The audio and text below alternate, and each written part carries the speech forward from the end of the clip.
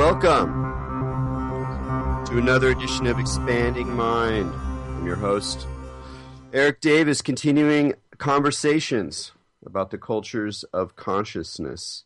Last week, our conversation, for those of you who are not listening, was with Jason Bivens, who just wrote a terrific book about jazz and American religion. And one of the points we were talking about was the way that the sort of spirituality of jazz, as a lot of people think about it, Sun Ra fans, John Coltrane fans, would associate the kind of most mystic and cosmic dimension of it with the sort of the freedom, the spontaneity, the sort of extreme improvisational peak where the cosmos is just flowing through you and music is just happening and you're out of the way. But Jason ends the book, the final chapter before the conclusion, by looking at musicians who, almost in order to conjure that connection with music beyond the self, with the improvisational world, the world of inspiration, create systems, musical systems, novel ways of thinking about how to represent music, how to generate it, how to compose it, how to organize it, in a way creating kind of game-like structures, sometimes having their own cosmic or esoteric elements, as a way of shifting the plane of where music making happens. And it was really an interesting part of the conversation because, again, it showed me there's always this trick of how you make certain kinds of associations. And, for me, I'd always think about the cosmic spirituality of jazz in terms of radical free jazz, in terms of improvisation and just not knowing what was coming. But it's actually kind of as much in the balance of improvisation and structure, particularly novel structure, that sort of ends up the book on. And I think that this is interesting, not just from a musical perspective. As people have listened to the show, I talk a lot about music. I've written a lot about music, especially in a younger period of my life. That music is always an analogy, an allegory, a parallel dimension to work out matters of mind and spirit. And so I think it really withstands thinking as well as doing. And today we're going to be kind of, in a way, continuing that conversation with Jason with Ben Chasny, who psychedelic music fans will recognize as one of the guitar monsters in Comets of Fire, and his own project, 6 Organs of Admittance. And so, Ben has been associated with the folk psychedelic music scene for a while. But the last couple of years, he has been working on a really fascinating structure of generating music that has its own sort of allegorical, mystical elements.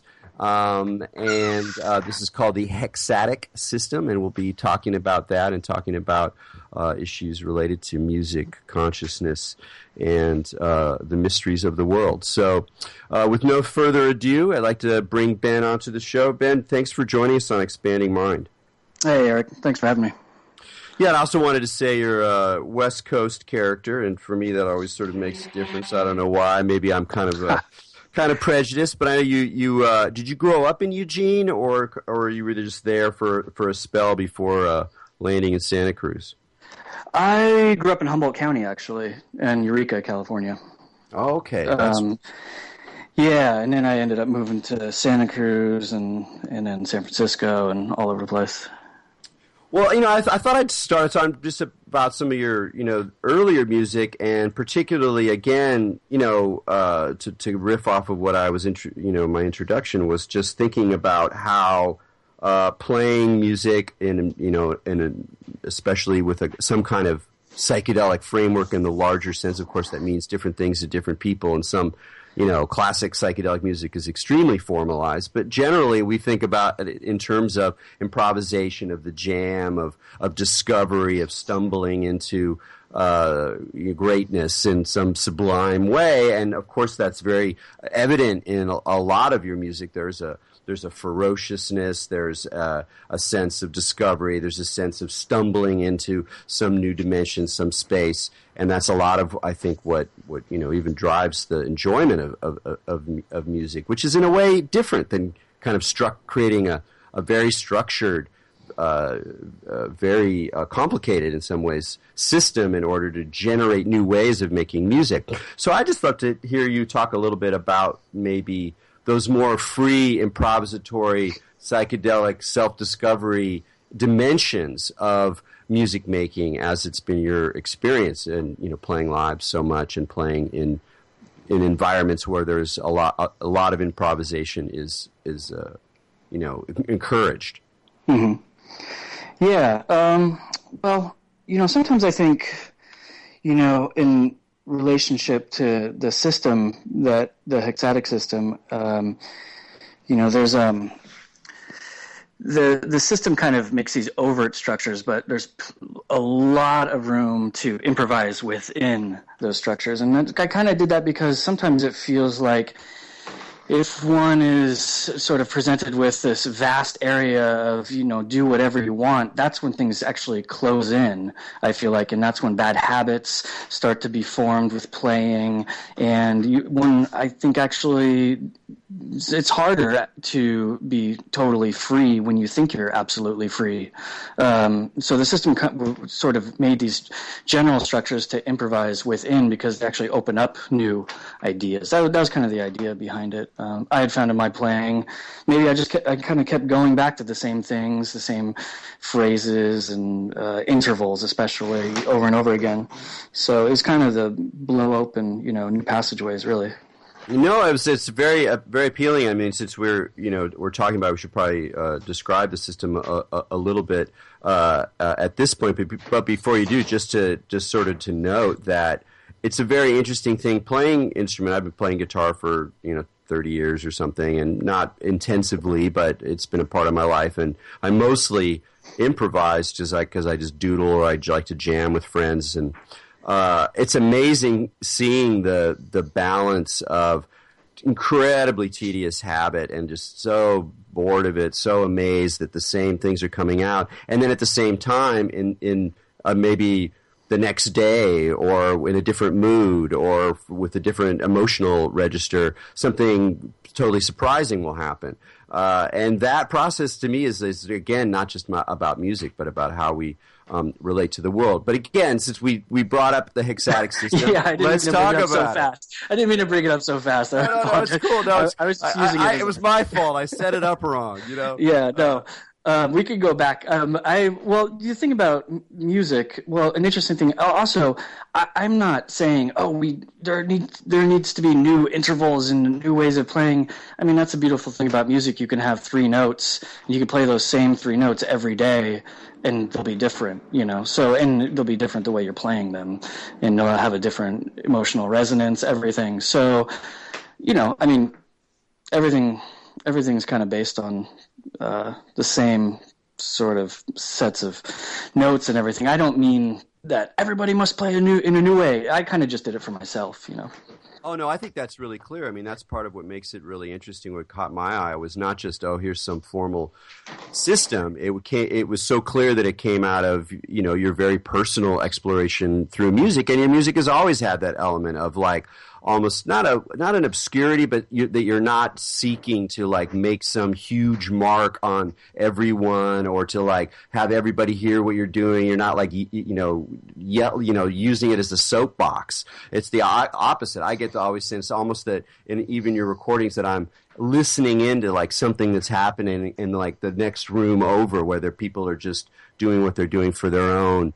enjoyment, and yet obviously the system is very complicated. You had to do a lot of work. You were clearly sat a lot of late obsessive nights, working out the complexities of it, and so obviously it captured you, not in some way of trying to save music, but as something that was very personal to you, and I guess I'm interested in that. What is it about system building, or what was it about the frustration with the habits that you were playing in your own music that sort of went, hey, maybe I can build a way out of these rote patterns in a way that both supports, improvisation, discovery, and creativity, but also plays with some of the structure in a new way. Yeah, when I first started with the system, I wasn't even really 100% feeling like I was going toward a path where that would be the next Six Organs record. It was just a project for me that I kept doing, for a few years. And then what happened was I realized I hadn't done a Six Organs record, and I thought, well, let's see if this works, to actually put it to the test. Yeah, the system, I don't know, I just kind of became obsessed. I just started working with ideas of, it comes from a long tradition of, chance operation in games and all sorts of, these are things that people have played with, throughout history. But, I wanted to do something specifically for guitar since I'm a guitar player, and it didn't seem like there were a lot of things out there right then for that. Yeah, and then let's talk about some of those the other systems that maybe were inspiring to you or help you understood like what to move towards or where to do something new in terms of this problem. How do we bring chance into music making, into compositional strategies, or other ways of kind of creating a game-like environment where there are moves to be made within a structure? What kind of inspired you to think, hey, I could do one of these? I wasn't even sure if I could. I don't even know if I did. I don't know. Those, modern composers always interest me, and actually, it all began when I started reading this Morton Feldman book, a book of his writings and everything. He claims to be he always claims that he doesn't like systems and everything, but he had his own thing happening. But that reading Morton Feldman made me kind of want to just do new stuff on guitar in general. I'd listened to him for years, but reading his own voice and his writing is really playful, and he's really joyful writer. He's cracking jokes left and right. And I wanted to do something kind of joyful as well, not super, absolutely sitting down and serious. So that was a big part of it, And then actually what happened was I was reading Morton Feldman, and it all started with these weird sort of dreams, kind of half dreams in a liminal state, where I'd be waking up, and then I would be kind of composing with like a deck of poker cards, and that's how it came to me. And then I would the next day I would continue with this sort of system thing that I was working on, but only in that state. And then it reached a point where I stopped dreaming about it, and I thought, well, maybe I need to actually take this to the conscious realm and start working on it. So that's how the whole thing started. Oh, that's fascinating. So you actually had since an ordinary deck of cards is the central tool of the system. Yeah. You had that vision, if you will, of composing through a deck of cards in a liminal hypnagogic state. Yeah, that's how it started, and then that just stopped. Like it happened 2 days in a row, only 2 days. But the second day picked up from the first day, and I hadn't even thought about it during the day. I kind of had this. I was in that weird state, and I did that, and I wasn't really thinking about it that day. And then when I went to sleep the next night, and I continued it in that area, and then it's almost like once I started thinking about it, then that liminal state stopped, and then my consciousness was focused on it, and then I started being, now I need to be a little more systematic about it and start working on it. So yeah, that's how it started. Yeah, that's fascinating. It's worth pausing here for a moment just on that stage, since it's again something that we've been talking about lately on the show. Talking about liminal dreaming, talking about this sort of in between state, hypnagogia, and there was a period many years ago when I would go to sleep, and I was able to stay awake more longer into this going to sleep process than normal, and I was really quite conscious and sharp in the state, and I was getting these lessons, and then the next night it would pick up. It would be like, remember that point you were, and I could bring very little back, unfortunately, and I kind of knew it. I was like, oh, this is one of those state-specific ways of thinking that I'm familiar with from other states, where you go back after 3 years and you're like, oh yeah, this thing again. Right. But it's always remarkable when something can be brought back as almost as if you like it was almost like the playing deck of cards sort of looped you into the real world. You're like, hey, I could grab one of these now and start working with it. But that state is really important too. I mean, you talk about it in the booklet as well. You talk about it in terms of Bachelard, this idea of imagination as a kind of really vital place in order to get things. So have you been working on sort of cultivating that state of mind in your life, or was it just happened to be the case that this couple nights, this weird thing happened? Yeah, it was just those couple nights, and I think that's why it struck me so hard. It wasn't an everyday thing that I do, or I don't really work in that state. Sometimes music comes through in that state, Well, I mean, when I was a kid, I did practice lucid dreaming, but I haven't done it in a long time. But I don't know if you remember Omni magazine, they had a booklet on how to, cultivate lucid dreaming. And I remember being a kid, in high school, and I used to do that, and they had different techniques, like if you're waking up, spin around in a circle and do that. And I've been wanting to go back to it, but I just haven't done it. But so this was a new thing, first time in a really long time. And so you thought, hey, we got a deck of cards. So why don't you talk about how you started to build the system from a deck of cards? Yeah, I mean, the most basic aspect of it is just lining up like a deck of cards to notes on the guitar. I mean, they could be lined up to any instrument, but I use guitar as a bass. So that's it. So you just have, and then you have each suit is a different octave, and then kings and queens align on the same note, which that comes into play during certain games if you want to have more of an emphasis on a certain note during chance operations. So that was the most basic thing. So once I figured that out, just an interesting way to align the cards, then things just started unfolding, and I just started working on different games you can do, and some of them based on card games, but then some of them based on compositional sort of strategies. So that was the most basic thing. That's how it all started, because that's how the dream started, or that state, Well, it's interesting thinking about games too. I mean, obviously, card games, comes through the card deck, but also in terms of playing with other people, playing music, especially when there's some kind of improvisatory or a looser structure. There is a very much of a game-like quality to it. Had you already been sort of thinking that way sometimes in terms of playing with other instrumentalists, or in terms of bringing to composition, that there's something game-like about music or tunes or playing live? Yeah. I mean, there's always been, people have fooled around, and people have done, it's like Zorn, and a lot of people have done games that are somewhat strategy-based, or at least conceptually based. I wanted to play around with the idea of using games more as a learning process, almost as if it would be you'd be in a different state if you were playing a game in terms of learning or having notes sort of, seep into your ideas in a way. So I wanted to play with the idea of games as just a different level of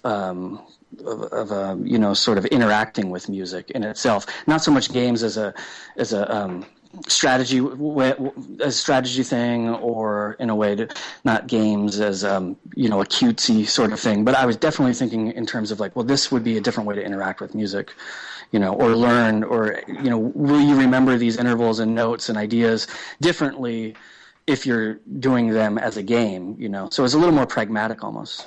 Right. No, that makes a lot of sense. And then, of course, one of the other influences you have in the system that's not kind of directly implied in it, but is sort of the ambiance, if you will, is this idea of correspondences, and the idea of a sort of you talk about the relationship. You use the magic square, which is this specific kind of figure that comes up not even just in esoteric thought, but just in it's something from antiquity, and people have been developing these, and you play with that, and there is a sense of that in building this system and building a game-like or a complicated system of figures and operations and recombinations, that you're also sort of playing with that part of our minds that is drawn to occult systems, to the esoteric correspondences of numbers and planets and times of the day and kinds of plants, and that whole very attractive and sort of elusive way of thinking, especially for modern people. And you talk about that a little bit in the book that you've put out about that. And was that something that kind of came up sort of afterwards, or were you already sort of in that zone of being interested in how these kinds of esoteric systems can be quite technical, but then their goal is not, a mathematical fact. Their goal is to generate some kind of experiential, creative, imaginative dimension. So in that way, it's kind of similar to the system that you've created. Yeah. Well, I think just even taking from the idea of games, which games and chance games and cards come from divination itself. When you draw the line back, there's already a basis of occult sort of processes in there.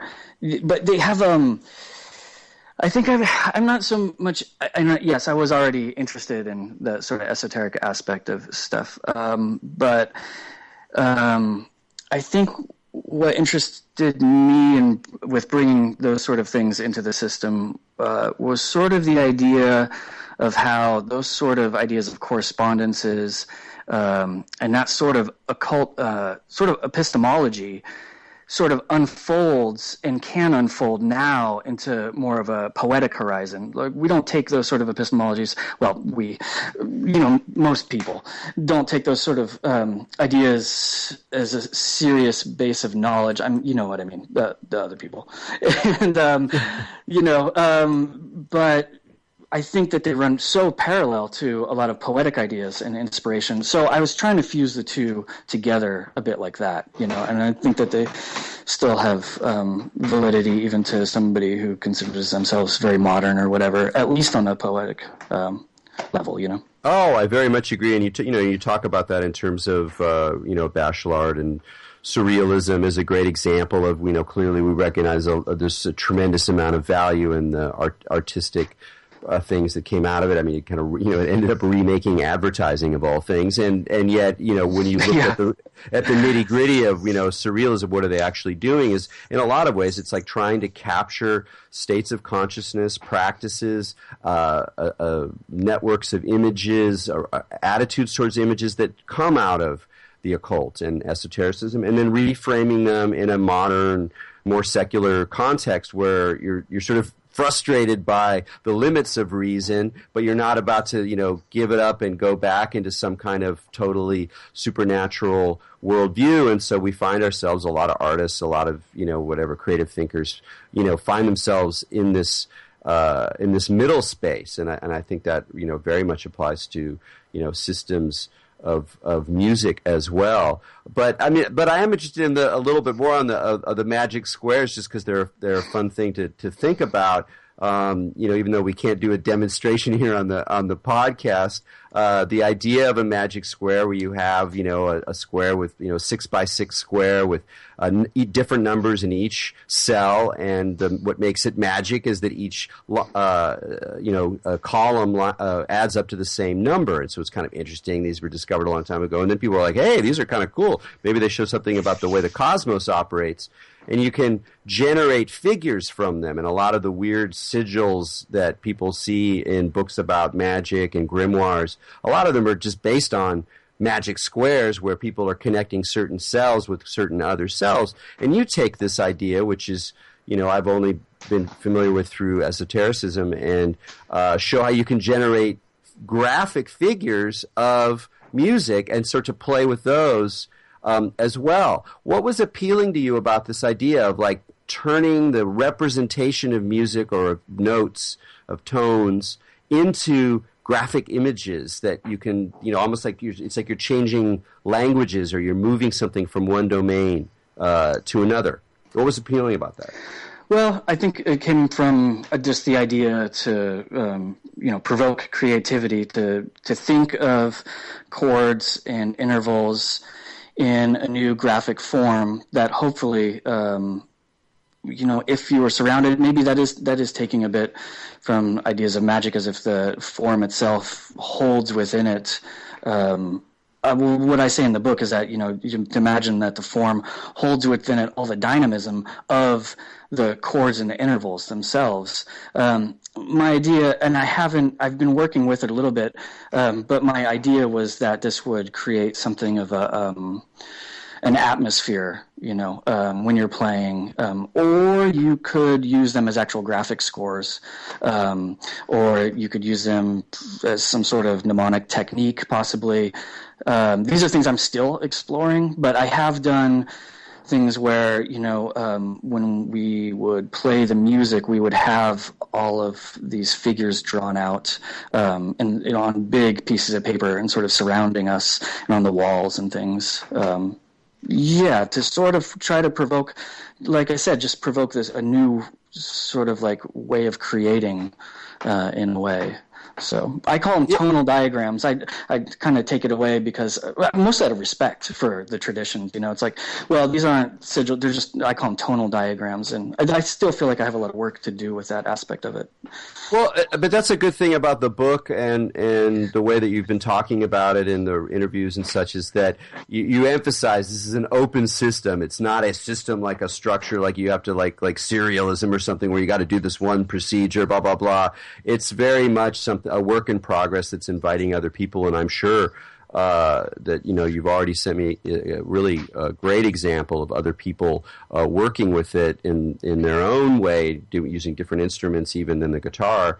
And we can talk about that a little bit later. But it's clearly an open zone. But what I like about it is that again, for modern folks, it reminds us, without going back in time, that there is a kind of multidimensional or cosmic, if you will, aspect to music making, and that it's not just sounds that we're playing here or a song or even the situation of the room and the people in it and all those, but that somehow it invites this other dimension, that music is building a world, and this world has kind of multiple aspects to it. But there is a provocative thing too. You talk about provoking, of rupturing, of getting something. What is your sense of what the blocks are that you're trying to address? Like, what does it inhabit in music, or the rut, or the authoritative structure that we all know, or the tone? What is your sense of, if you will, the kind of obstruction that you are inviting people to sort of work their way through in using the hexadic system? Well, it's funny, we've been talking about Bachelard a bit, and that's how Bachelard really influenced the system with his ideas of the epistemological break, where he was talking about science, but to kind of move that over into just generally, creativity. I mean, to go back, like his idea of the epistemological break in science was that science moves along to a certain point, and it's actually the imagination that halts the progress of science. And then there needs to be, it's sort of, it does predate Kuhn's paradigm shift, and it's not quite the same because it's not linguistic. But so Bachelard's idea was that the imagination creates a block, which is really interesting because everybody loves Bachelard's book on poetics of space and everything, and he's he always writes about the imagination. But when he was first writing about the imagination, he was just into science, and he just saw it as a block, and he got fascinated with it. So his idea of the rupture actually allows one to go forward, although on a different line than what the line that someone was on originally.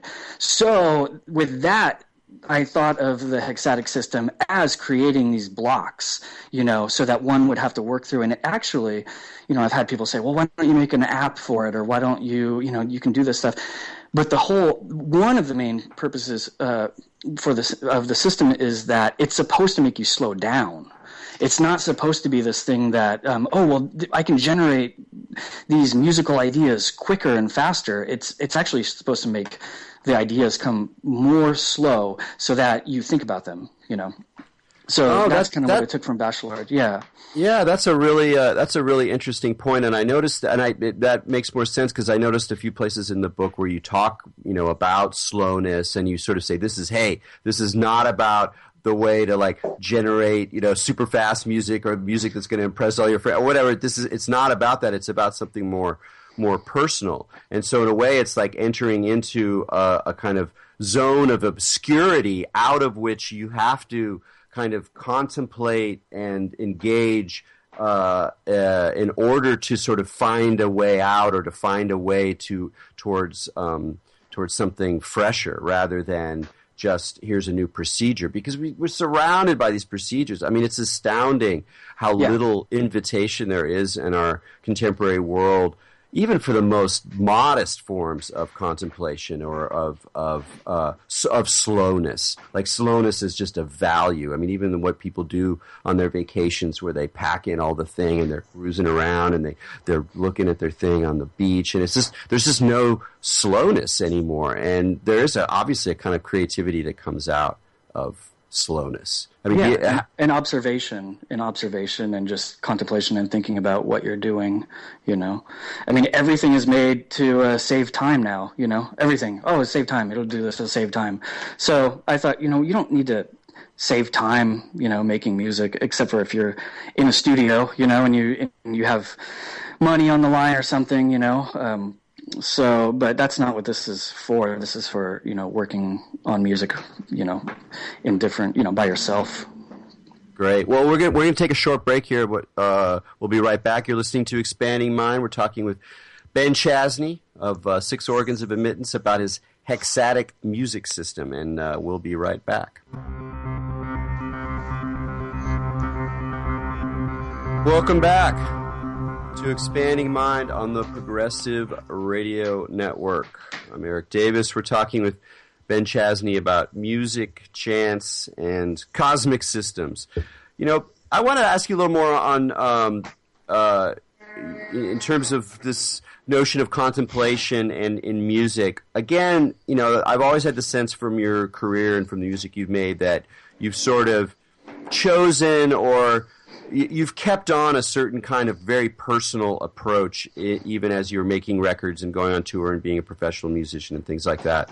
Was that something that kind of just it was obvious to you wanted to do that? Was it a struggle? Did you have to sort of guard certain aspects of the way, let's say you learned to play when you were just playing alone in a room, as you moved into this other world? Are you kind of like, have you always been conscious of, in a way, keeping touch with that slowness and that contemplative moment, even as it became more and more your life? I think the idea of slowness came more gradually, and it just started to interest me more and more.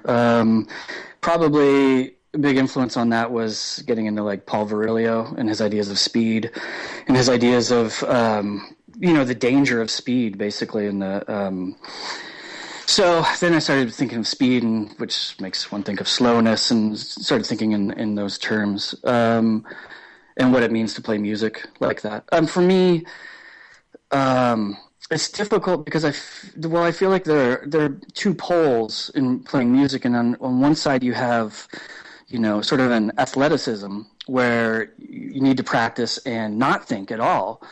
And you do all your thinking beforehand, and then you just have your fingers move. And then on the other side, there is the idea of, you have to think about every single note that happens. But I think that those two ideas work off of each other, and nobody's ever fully on one side. So the idea of athleticism in music, especially now, I guess probably forever, but it just seems like these ideas. I mean, if we go back to the idea of, it's really, faster and faster. I mean, there's so many, learn the guitar faster, and this is a fast way to do stuff. And people have been doing this for a while, but I just wanted to slow down a little bit. Yeah. And then we I mentioned a little bit before on that you had sent me a link to a recording by Phil Legard, who's a keyboardist, and he put out a recording very recently called Soroth, which is on Bandcamp, and he uses the system, which is already interesting because it's a keyboard and not a guitar, and so that required some other shifts and moves, and it's very, very lovely and very different, of course, than the Hexadic recording that you put out earlier this year on Drag City. I'm curious, how did you respond to what he was doing or the way he talked about it? Or I'm sure there's other people now who are starting to talk to you, like you have set in motion the system that invites other people to discover in a new way. And I'm curious how it was to respond to that. Phil has taken the system beyond, what I've even done. He's a lecturer at a university. He teaches composition. And not only that, but he's immediately hip to all of the esoteric aspects of it. I mean, I've been getting emails from him like, did you get this from this? I'm like, yes, you got me.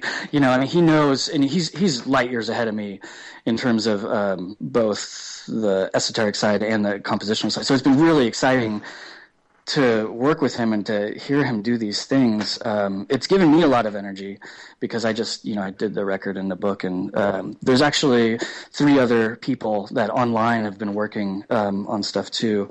Another guy named Phil and this guy Steve, this guy Owen, and they've been just doing these compositions and putting them up online on SoundCloud. So it's kind of this cool little crew of people that have been doing stuff for last month, and it's really exciting to me. Yeah, that must be very gratifying. I mean, one of the things that Phil talks about that you also mentioned when you talk about Agrippa's seal of the sun, but he talks a little bit more even about solar imagery and the relationship of the number 6 to the sun. Was that a relationship that you were already interested in because of the connection with the sun, or did it just happen that the number 6 was the one that was, that made the most sense in terms of your system, and so you're like, well, I'll just work with the solar elements of that? It was one of those things where it was both. It was, 6, obviously 6 organs of admittance in the name, and it turns out I don't think I've ever done a record where I don't sing about the sun on one of the songs. My friends make fun of me, are you ever going to are you even not going to sing? And it just comes out. It's just, I don't know. I sing it. So it was one of those things where it just kind of worked. But at the same time, if you take 3 octaves, then you have 36 notes in 3 octaves. So that perfectly makes the sun of the square 6 by 6. So I mostly work with those 3 octaves. So the system just kind of started to align itself toward that. That's interesting. Did you have anything happen along the solar axis, like whatever archetypal weird dreams or anything like that? Because it's almost you're kind of invoking this zone, and it's already in your music, and it's like, oh man, I didn't realize I was a sun worshiper. Yeah, I tried to temper it in the book actually. So like I take out, I'm always saying, when player 1 does this, she should do this. When player 2, she should do that. I try to take out the male aspect just in like pronouns for the book actually, to try to level it out a bit. I didn't want it to be too solar and kingly. Yes, no, I thought you did a good job of that. And when it was a choice, go with the queen over the king. Yeah, exactly. That's great. Well, and to talk a bit more about, again, you've been playing music that is, has whatever esoteric titles with it, or is clearly in an emotional, imaginative zone of the mysteries. And what is it about, like, how does music become for you a way of addressing these larger spiritual, imaginative questions? Not so much about the esoteric systems and the truthful, the epistemologies, but really just this whole space that we encounter when we start looking at these things, looking at archetypes, looking at images, looking at magical systems. How does music become a way to play with that for you? For me, those moments come during improvisation, usually. It's something I've talked with my friend Al Cisneros, who does this band Ohm. When I used to live in San Francisco, we used to have these discussions about that, you can try to incubate a moment so that you will have those moments, and really, I've only had a few of them in my lifetime, but I mean, it's once you have them, then it's sort of a goal. You always remember it. Then it's the ultimate while playing music is to be. I mean, and the moments I've had are very short. You know, like a couple seconds of just this feeling, and that's. You know, it doesn't happen very often, but it keeps me playing, you know, and trying to, and that's why I try to do a lot of improvisation to try to get back there. I imagine it could happen while not improvising, but for me, it's always been during improvisation. And is it something? Does it have to do with like that the gesture that's made is so clearly, you know, coming from a sort of sensitivity or intelligence that's not your own? Is it have that sort of sense of like who is coming through me, or is even that too kind of you know, too production bound way of thinking about it? I don't know. Yeah, there's a romantic history of thinking of yourself as an antenna. For me, it's almost the opposite. It's almost I'm totally present, just me and myself, and I'm sort of absolutely aware, you know, of everything at the, I don't know what it is. I mean, there's just this feeling and I don't know what it is. I mean, it's very short, but it's like, I want to get back there, you know? Yeah. No, I mean, I know we're at the, you know, we're trying to F the ineffable here, and I totally appreciate it. So you get a lot of points for even trying, but I still want to clarify that distinction because I think it's an important one. I think that, again, like a lot of people have talked about the feeling of the sort of magic of improvisation, the spirituality of improvisation in terms of what's coming out at that moment. But what I hear from you in terms of the music, what I hear from you is it's something more within the sort of the awareness itself. There's some kind of sense of being totally aware or totally present to all the elements in the system. Not just what's coming out from your hands or the amplifier, but some sort of more total aspect of things, and that's a really that's a special thing. I could see why it drives you. Do you do other practices to do that? Are you a meditator? Are you like do you bring other things to fold into the improvisatory situation? Other practices that help you get in the zone or whatever? No, I don't actually. No, I just, and it's not even something I'm trying to do every time I play. You know, it's not like a goal, like I hope I can reach that state. It's just happened a few times, and I think that that's sort of what has hooked me, you know, with continuing to play. And, you know, to go back, that idea of, well, I don't know, you know, because I've heard other people talk about, you know, that situation and putting it in terms of, I don't know where this comes from. It's like it was flowing through me. I would almost put that in that area we were talking about before where, you know, you have the athleticism versus the absolutely being conscious of what's happening. And so for that's almost, you know, you're moving, but you're not being conscious of what's happening, but something's happening, you know, through you. So, yeah, for me, it's never felt like that, like those moments. For me, it has always felt like being totally conscious of everything all at once and being absolutely aware of what's happening. So that pushes toward the slowing down aspect, which I think, sort of infuses the system as well. Yeah, that's really, really interesting. It's funny. I was just I've been working on Philip K. Dick's stuff, and he's often like, you know, being amazed that like it's like I'm not writing my books, the Spirit's writing the, you know, like I'm not doing it, I'm not the one, you know, and he's so in love with this idea because he wants to feel like he's being, you know, led by the Holy Spirit or some other, you know, or Valis or whatever the force is. And, you know, I was talking to another science fiction writer, and he's like, look, man, you know, any novelist could say this. I mean, any novelist is not in control of all the time. In a way, it's a very generic experience to have your body make a decision that you're not doing, or, you know, I remember once a friend knocked over a wine glass, and I like preternaturally quickly reached out and grabbed it, and it was like I totally unconscious. I totally was not thinking about it, and I moved very quickly, and everybody around was like, "Whoa!" And I'm like, "Yeah, but that's like whatever. That's just the body. It's not that. I mean, it's cool, but it's, you know, maybe it was because I was doing Tai Chi or something. But you know, yeah. I think actually these experiences are really far more. You know, we kind of move in and out of it. all the time.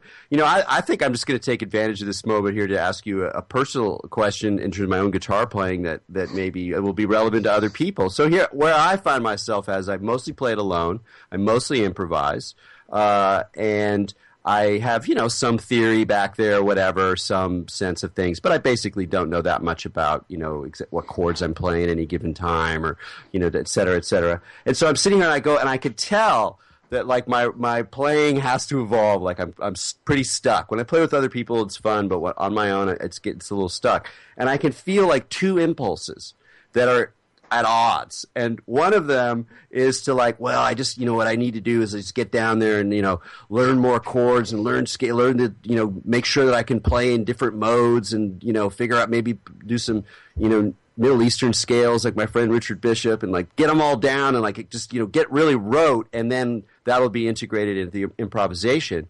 And on the other side, I'm like, no, man, I just got to get even more like just explore, like don't even try to like catch up and be like a real guitarist or, like do, getting all this stuff under, all the chops under my belt. And it's a funny moment because I can see it's also like a larger question about how I live my life and what does it mean to produce something? Why am I doing this? So I'm not asking you to answer those questions, but it is a kind of interesting balance when you're like, I'm kind of stuck. Do I break out of stuckness by going towards system or athletic practice, doing my reps, or do I find new environments and situations which are even more confusing or unknown to draw something more out of me that I'm not used to, that's going to pull me out of my rut? Yeah, no, I hear you. I mean, when I first started playing, I was constantly making these steps, and then they get farther and farther, and instead of like learning a new thing every month, and it's like a year, then 2 years. So yeah, for me too. I mean, and it's like, well, I'm going to have to, work on something for 5 years before I feel like I hit another step, probably. I'll just leave it where I am right now. That's kind of where I'm like, that's good. That's good. Yeah, I didn't know you knew Rick Bishop. That's cool. Yeah. No, I wrote about the Sun City Girls in 2004, I think, 2005.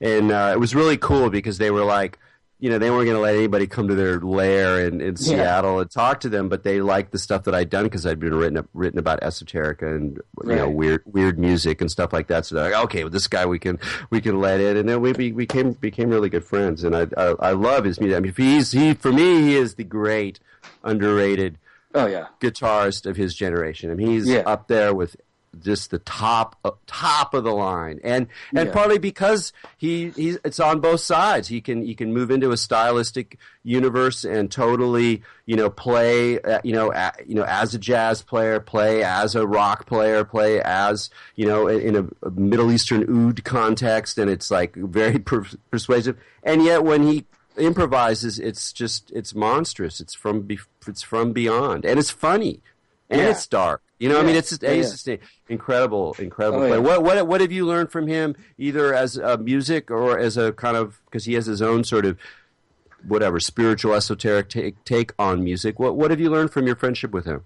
We play in that band Wrongdid together. So we do music, and he just has a real dedication to guitar that I probably don't have as much even. I mean, but he's extreme, and he's just I've met a couple people in my life that, when you're hanging out with him, you're in the presence of just a musician who's like Avon Kang is the same up in Seattle, the violin composer. And he's, Rick's the same way. It's just, I don't know. It's just seeing that dedication to, his own playing. It's just really inspiring. Although, if you want to move forward in your own guitar playing, I suggest not listening to him in the same room, because then you just hang up your guitar. You're like, you go, buddy. You go. I'll make the breakfast today. All right. As a much less serious guitarist than you, who of course play all the time, I was incredibly relieved when he was like, yeah, you could do it. We jammed like a couple times. He was like, yeah, you should keep it up. This is pretty good. I was like, I have his smile in my mind, because I could tell you it was great. We only got a couple minutes here, and I was just, one thing was popping up in my head. you have an interesting part. You know, as I said, I could tell you're kind of restraining yourself from going on to philosophical, esoteric jags in your book. You want to make a practical system that people can use and play with, and you don't want to like gob it up too much, which I totally appreciate. But there's one part where you're talking about Bachelard, and you emphasize one really interesting thing about verticality.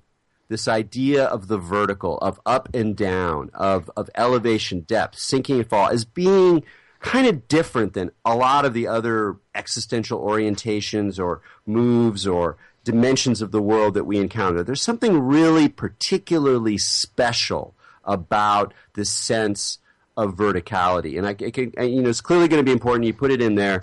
What is it about that? Yeah, the way Bachelard describes, I mean, he describes it as being, beyond metaphorical even. And, verticality, we use it so much just, I'm feeling down or, whatever. We always use the imagery of verticality. Bachelard, I think he was riffing on Jung a little bit. I know, and he has... he's got some talk about, just walking up hills as far as being good for the soul, the body, the person. I don't know. Yeah, verticality. I was trying to fool around with it a little bit with the idea of verticality, and he doesn't put it in moral terms either. He just puts it. I don't know. He puts it in cosmic terms is the best I can describe when he talks about the house and Poetics of Space, and he talks about the attic. He says, like, nobody ever climbs down from an attic, like that's, if you put that as, like in memory or whatever, like there's no such thing as climbing down. You only climb up into an attic. When you think of an attic, you're climbing up immediately. So verticality is all, it fascinated him. I know he writes a lot about it. So I was trying to fool around with the idea of verticality and graphic scores as far as, again, not in a moral terms, but just creative terms, just like something getting brighter and bigger, Yeah, no, and there's a sense of, that sense of ascension. It's a great word.